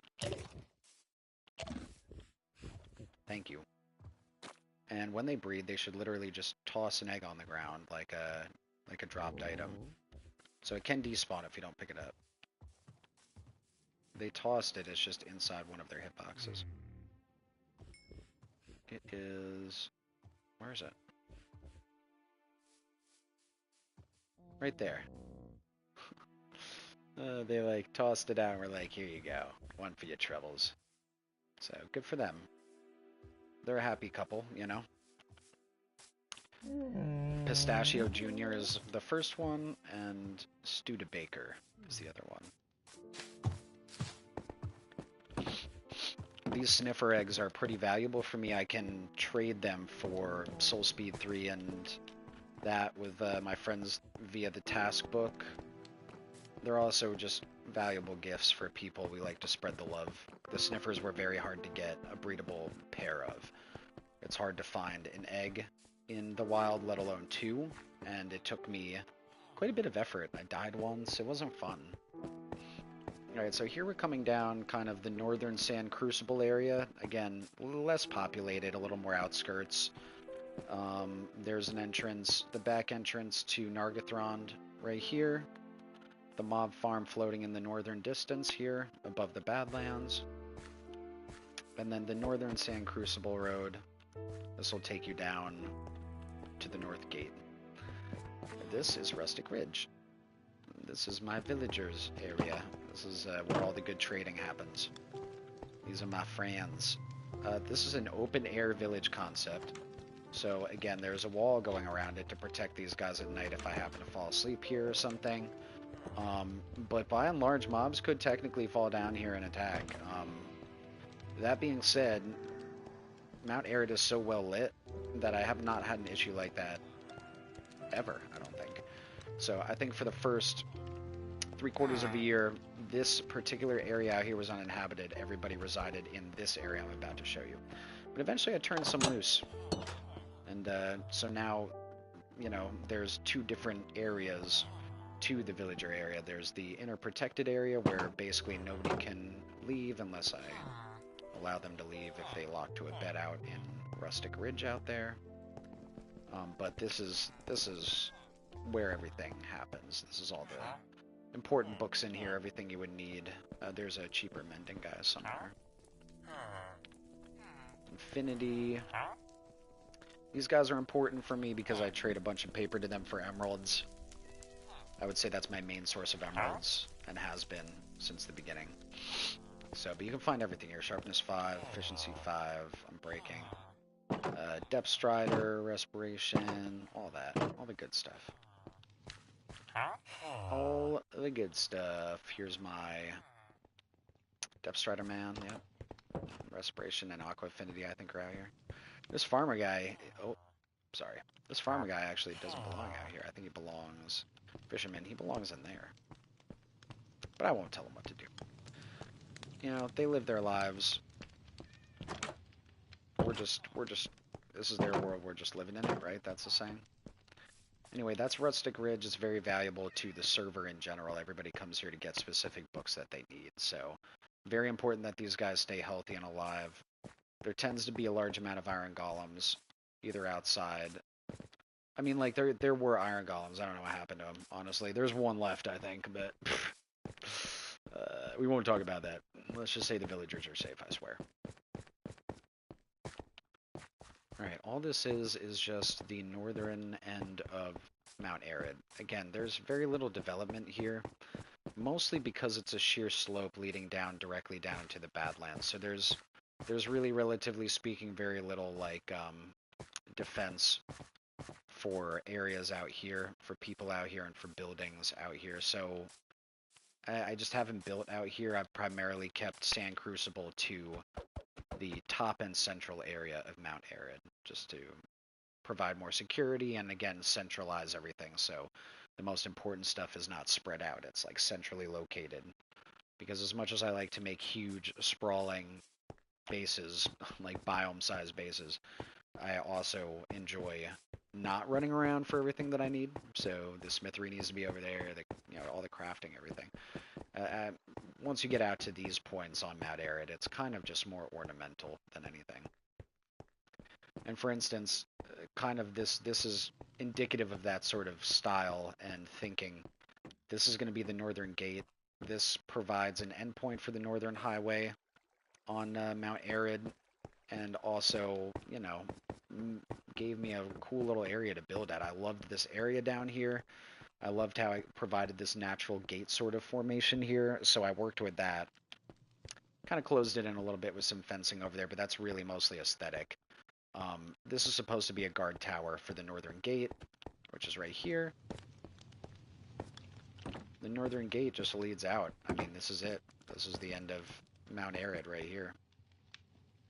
Past here, you're in the wild. I mean, you're on my road. You're on a set of highways.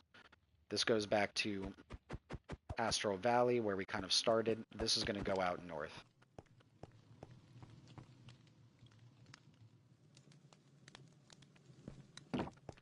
Very stern sort of note there for people.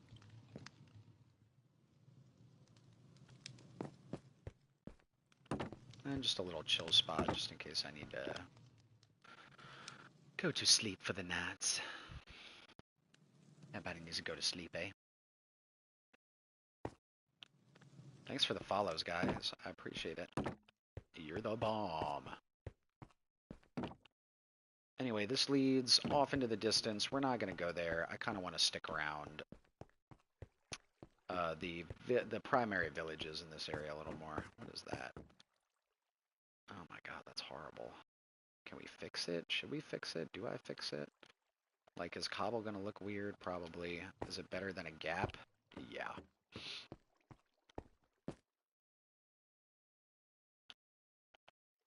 Nah, it looks like crap. Like, come on, we do have standards. Let's be real. Alright, let's just leave it. I don't care. It looks better than having a random piece of cobble. It's like the only piece of cobble in that entire build down there. So, alright, let's walk our butts up Mount Arid again. We're going to follow the Outer Sand Crucible Road. And we are going to move straight through Central Sand Crucible. We're going to pass by the Fell Tower, and I'm going to take you to the Nether Portal, and then I will fly you out to some of the peripheral areas that we have built here in the territories.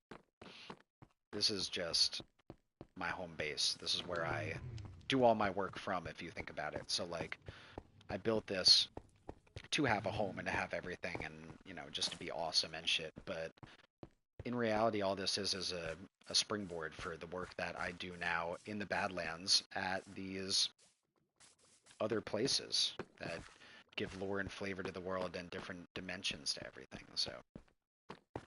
So we're back in the Central Sand Crucible looking at the Fell Tower. What I'm going to do right now before I forget, there is an issue that I need to solve at the Iron Farm.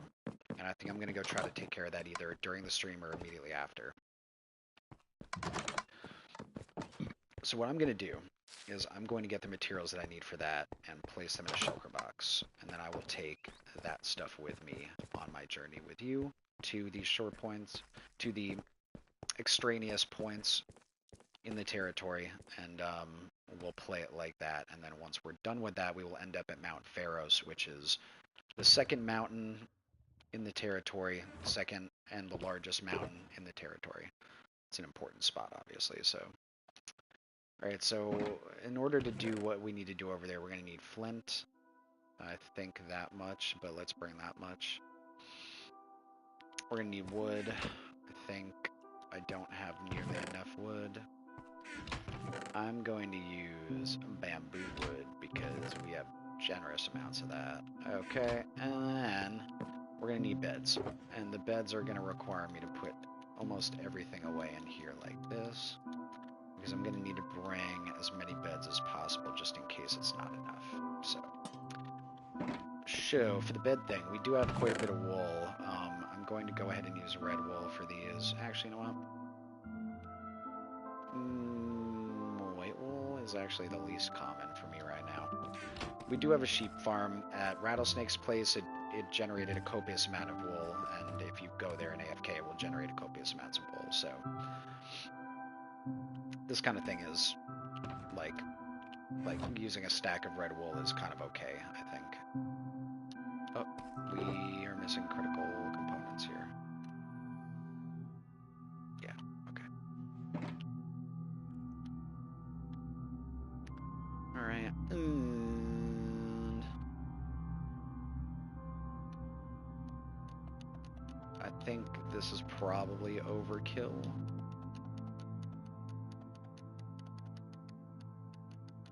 But you just never know what we're going to need over there. So, just to be safe. Let's go ahead. Oh, don't really want to put that in there. I like that.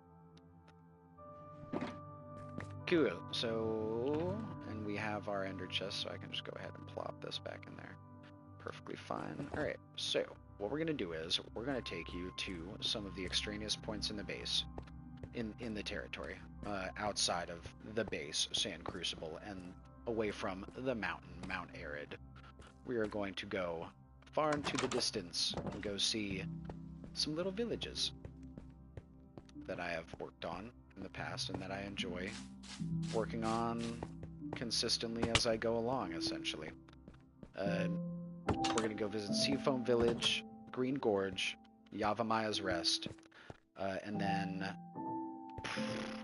I don't want to take you to Shades Hollow just because it is a little bit of a trek on the Western Highway and a couple rockets to get there, and then it's a work in progress. There's really nothing to show you. It's an abandoned desert village that I am going to improve on and work on. Alright, let's go. So we're flying away from Mount Arid. Goodbye to the base. Goodbye to all the goodies, the auto farms, and my alternate account. We're gonna fly essentially following the Eastern Highway, the ocean-bound highway. Call it so because of where it ends up. Alright, and with a quick flight from Mount Arid, we've arrived at Seafoam Village, the nearest ocean port, and kind of where a lot of goods come into Sand Crucible. It's where I get my coral, my sand. I go out and get a couple things here, and this ocean is a shared territory between me and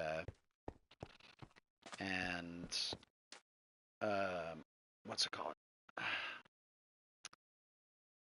What are their names? It used to be Brooks' place. Now it is Luna's place. Luna has Chuma Island on the other end of this ocean, which is an island that has seen much development in the past and has changed hands a couple times. Now it belongs to a friend of Brooks, Luna, and Luna's been residing on Chuma Island for quite some time.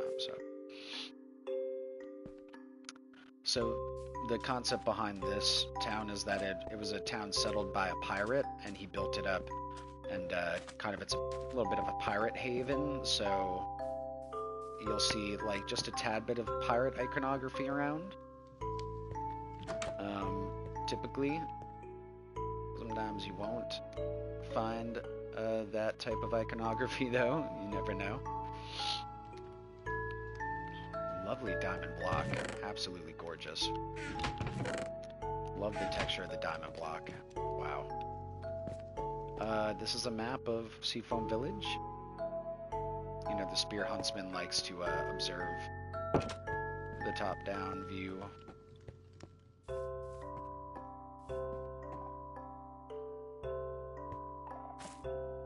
Oh. Fun times in there. Little kind of craftsman area, outdoor craftsman area to give you a really nice view of the ocean and stuff. Sometimes it just pays to just sit and look at mushrooms, you know.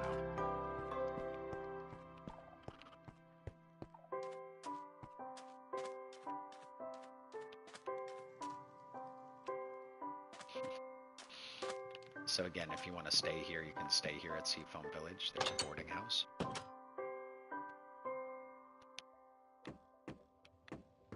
You can come in and stay a while. There's even a sandy backyard if you want to come run around and like kick a soccer ball or something. I don't know what you like to do, but you're at the beach, so it's kind of cool to do whatever, eh?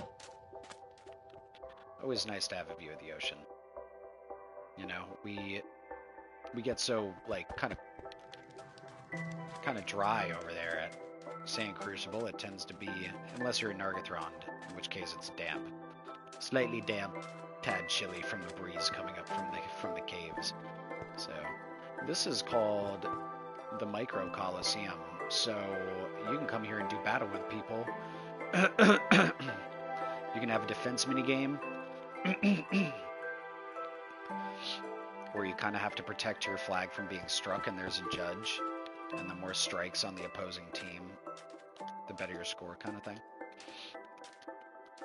And then the Pirate's Nook. One knees, pirate, lookout, and nook. So the concept is that this is the pirate, one knee, and this is his place he built for himself. Where one knee is right now, nobody can say.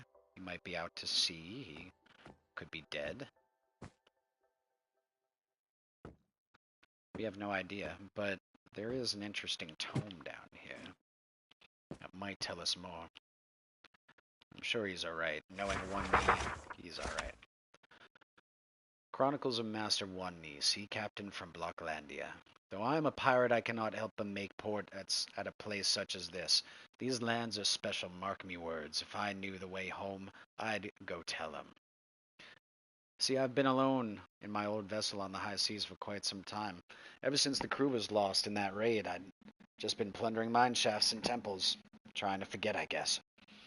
If we'd just stuck to the known lands, this wouldn't have happened. I'd still be going home to Rosalie and the kids every week or so. But the crew wanted booty, so we went into the unknown to go where the other captains wouldn't. We were out there for months before we realized our instruments were broken. When I tried to navigate by star, they'd shift in the night and confuse me. By then, we were truly lost. The crew were angry, but not at me. They knew as well as I did that they'd be fine at our last birth.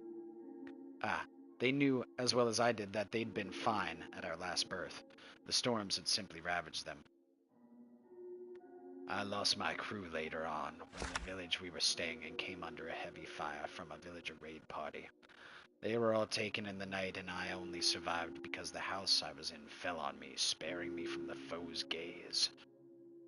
When I came to, I was alone, the village decimated. The only thing that remained was the ship, which was moored at an inland cove away from the village. It was then that I began to search for home, yet again, thinking only of my kin. But the longer I searched, the farther from home I got. My ship, the Mariner, too. It was hard to pilot alone, but I did it. I plundered in all their names, never settling. I began to lose hope. Then one day I stumbled upon a place called Witch's Lament, while exploring an inlet. It was the old writings I found there that led me here, to the shores of the great Badlands. I docked, and before I knew it, the Badlands Block Society Rangers were escorting me through the vast misty reaches of Sand Crucible. I knew then that I'd found a place I could dock. Rest. I wandered the desert for a while, and spent time working at Yavamaya's Rest before settling here. Seafoam is my port now. Sir Rat has trusted me as harbor master for quite some time. She's a quiet post, but we do important work in our fish ship out over the whole Badlands. Mariner remains docked nearby, and this keeps me near her as well. I still dream of Rosalie and my sons, and I know they're thriving. I'm sad still sometimes, and I still recall the snowy spruce lands of my birth. But the subtle heat and misted breezes of this village are heavenly, and I have a good life here. A strong support network, fresh fish, and calm seas rife with opportunity. I have a new love too now, a desert rose, and we'll give birth here by the sea. I think Rosalie would understand. Until next we more, here or on stranger shores. One knee.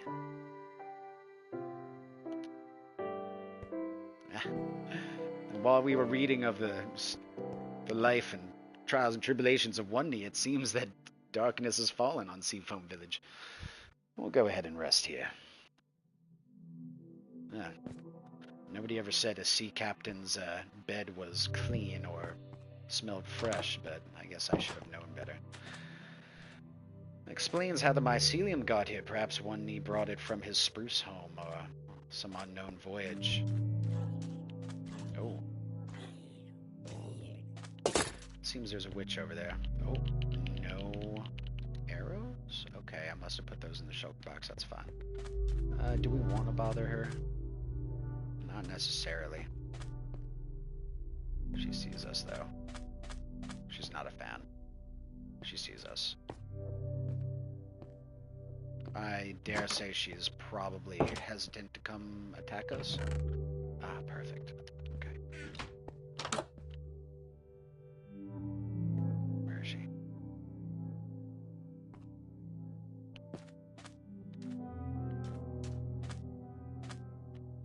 Oh. You don't belong here, witch.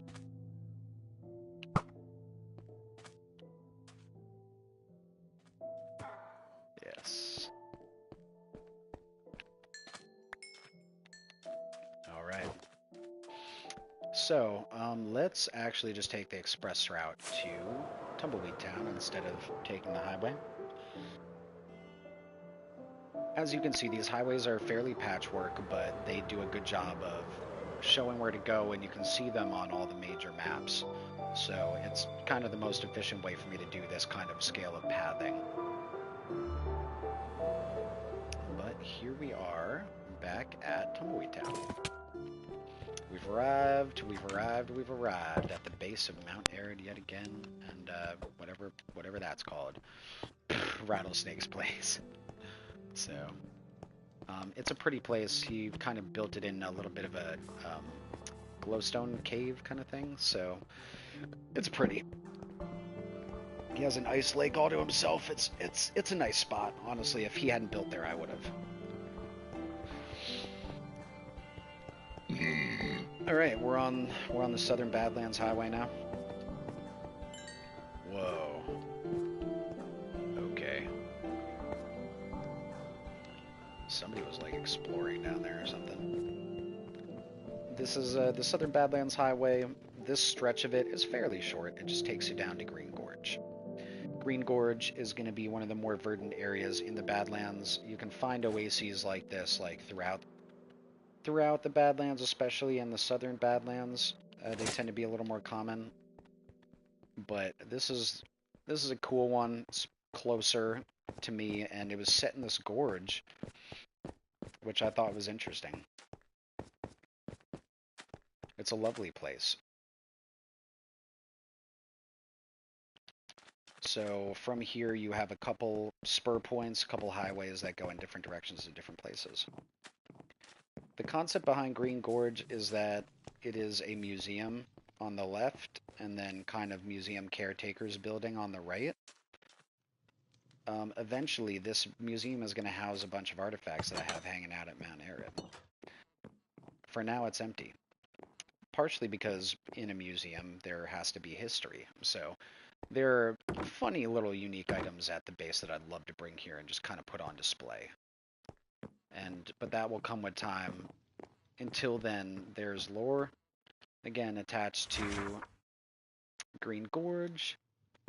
I won't spend time reading it, but, you know, there is lore here, just like there is every other spot, basically. So, and there's a panda stuck in a boat. We won't talk about that. He's there.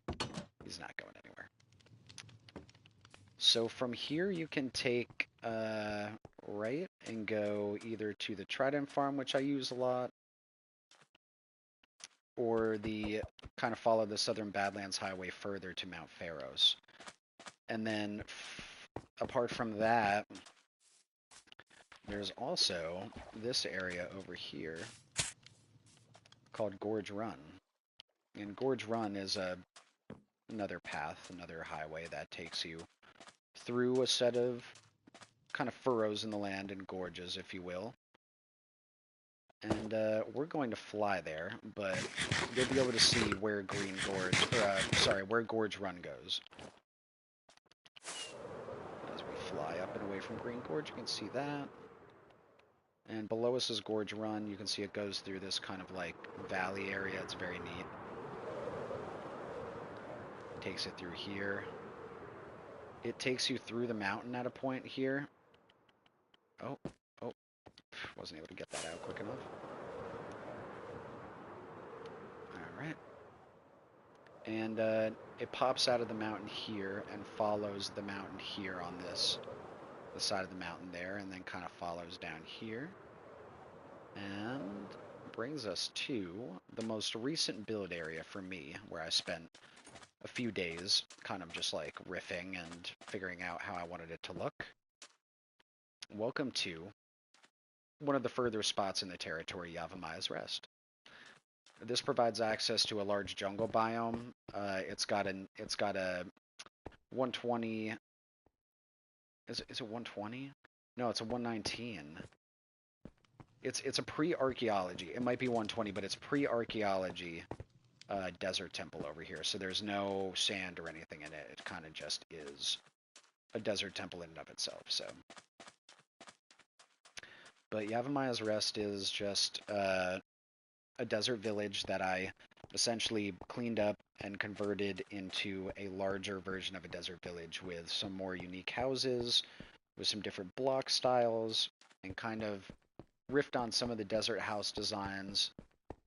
Just added some little touches to them, nothing crazy. You know, some sandstone pillars with some candles on them just to give like a little different feel. This is eventually just going to probably be like the house that I typically stay at here. You can see it still needs windows. And then there aren't too many villagers here. That's because this was the source of villagers for Sand Crucible. For the people at Rustic Ridge are descended from these folks in here. These guys. There are 2 villagers left here that haven't died, and we managed to keep them alive by trapping them. They've been in here for a long time. So recently I came by and did all this kind of like development, and I plan on breeding them up and creating a little bit of a villager farm where 2 of them stay in a house and then you allow the babies to flow out. And I want to play it like that because I did that at Gondolin, which was a large city, is a large city on the K2 world, a different realm world of similar size. Did that to great effect there. It was like super simple. You block the adults from being able to leave, and you put like 1 block space underneath where babies can pass through. So again, this Yavimai's Rest, that's the old Yavimai's Rest, or like kind of relics of the old Yavimai's Rest. So they're kind of like tourist attractions / archaeological exhibits, where you can go and look at like how the old people used to build their sand villages. You can imagine this, it might have looked a little like the current day Yavimai's Rest. The other part about Yavimai's Rest is, of course, that it has port access. So this ocean leads out to the main ocean, and if you follow the left bank here, the bank going north through the ocean, then you will get to Seafoam Village, where we just came from. You can spare yourself rockets and have a good old time on a boat going between 2 different beach points in the Badlands. So this is obviously the outer edge of our territory. This literally ends the Badlands right here. You can see where it turns over and becomes desert. I mean, this village is partially located in a Badlands biome, which is fun. As you can see here, this terracotta, these are all natty village right here, and it's all in red biome, terracotta biome stuff. So Yavimai's Rest is kind of unique in that sense, and makes it aesthetically pleasing. You get this part out here, which is really nice little extension into the Badlands, which typically is just a desert village feature, but it became part of the Badlands, which is interesting. This nether portal was destroyed by myself a while ago, I think, to make this portal right here. And but otherwise, I left the netherrack. I'd like to eventually build the portal here, perhaps. I'm not really sure, but it remains. Nonetheless, and then this is the desert temple in question. Obviously, it's been looted. Oh, sounds like there's a Spiedre in here. Yep. Hey, buddy. And as we can see, there's no brushable area in here. It's literally just sandstone like the old school ones. And that's because this is probably one of the last old school desert temples to ever generate in one of my worlds. So it's a nice thing to have like in the territory, basically. And then these jungles out here are called the Vast Woods. And they're quite a large section of jungle, so they factor into the lore of the land here at Yavimai's Rest, and essentially there's more to them than just being the nearby jungle area. So this temple is not exactly fixed yet. I believe that it still leads to Mount Arid and will not lead back. So, but it is a really quick way to get to Mount Arid for sure. You just go in and leave again, and then you're at Mount Arid, 0 rockets used. Alright, what we're going to do right now is go to bed, and then when we're done going to sleep, we will fly to Mount Pharos. We've seen Seafoam Village, we've seen Oasis at the beginning, we've seen Mount Arid and Sand Crucible, we've now seen Green Gorge and Yavimai's Rest. The last place we have to check out basically here is Mount Pharos. So, and that is the purpose of me going there with all these beds, is we're going to go, and the flint, is we're going to go try and place a bunch more beds and job blocks and see if this actually works. So, let's take off. We're going to try to follow the highway that we built to get there.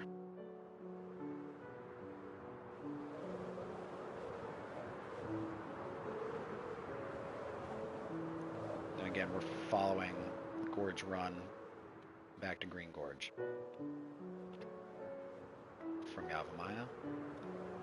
And we're already back. Took like 2 seconds by wing. Maybe almost full Minecraft day by walking. Trident Farm is off to the left. It's an interesting tried and killer design as just our really efficient zombie farm area. I'm not going to take you there. There's not much to see. This is Mount Pharos before us. Or sorry, that's not. This is the Southern Badlands Highway taking us to Mount Pharos. So this is quite a long highway. I would say the Western Badlands Highway is a bit longer.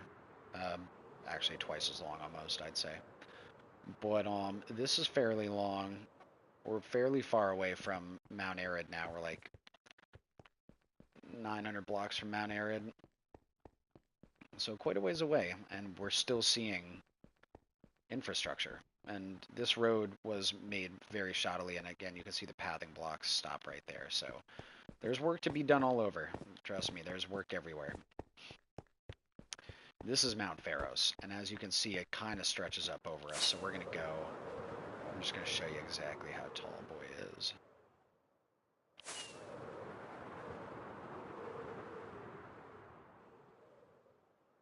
$250, $255 is the highest point. And again, this is just like a massive, massive terracotta mountain. Like, it's almost entirely terracotta at the top here, with stone parts, I guess. And then, like, it's got this interesting, like, mountain biome feature here, where it's not exactly like a terracotta biome, it's like a mountain biome. So it's got the dripstone spawning on the exterior, the stone exterior. It's got snow blocks that stay year-round.